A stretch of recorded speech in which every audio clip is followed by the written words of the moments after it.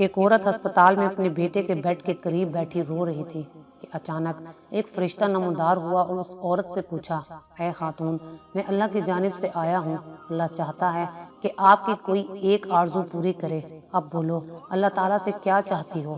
عورت نے اپنا چہرہ فرشتے کی سمت کر کے کہا، اللہ سے چاہتی ہوں کہ میرے بیٹے کو شفا یاب کرے۔ فرشتے نے کہا، پچھتاؤ گی تو نہیں؟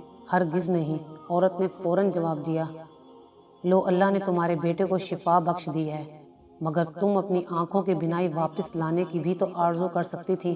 وہ عورت مسکرا کر بولی، تم نہیں سمجھو گے، سالوں گزر گئے اور وہ بچہ بڑا ہوا، وہ پڑھ لکھ کر ایک کامیاب انسان بن گیا تھا اور اس کی ماں اس کی کامیابیوں کا جشن ہر موقع پر مناتی رہتی تھی۔ اس نے شادی کر لی اور اپنی بیوی کو بہت چاہتا تھا۔ ایک دن وہ اپنی ماں سے کہنے لگا، ماں، مجھے نہیں پتا کہ یہ بات میں آپ کو کیسے بتاؤں، مگر مسئلہ یہ ہے کہ میری بیوی آپ کے ساتھ ایک گھر میں نہیں رہ سکتی، میں چاہتا ہوں کہ ایک علیحدہ مکان خریدوں جس میں آپ رہ سکیں۔ ماں نے کہا، نہیں بیٹا، اس کی ضرورت نہیں ہے، میں جا کر اپنے ہم عمروں کے ساتھ ایک گھر میں رہوں گی، تم فکر نہ کرو، بہت اچھی گزرے گی۔ یہ کہہ کر وہ بیٹے کے گھر سے نکل گئی اور ایک کونے میں بیٹھ کر رونے لگی۔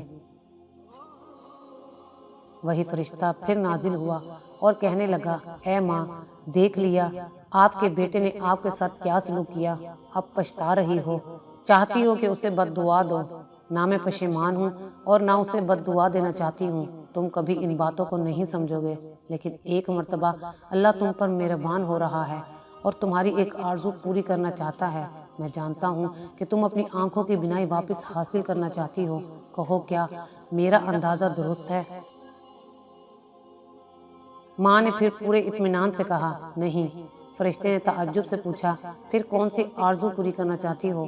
ماں بولی، میں چاہتی ہوں کہ میری بہو ایک اچھی بیوی اور ماں بن جائے تاکہ وہ میرے بیٹے کو خوش رکھ سکے، کیونکہ اب میں اس کا خیال رکھنے کے لیے اس کے پاس نہیں ہوں۔ سچ ہے، کوئی بھی رشتہ ماں کا مقابلہ کرنے کے قابل نہیں ہے۔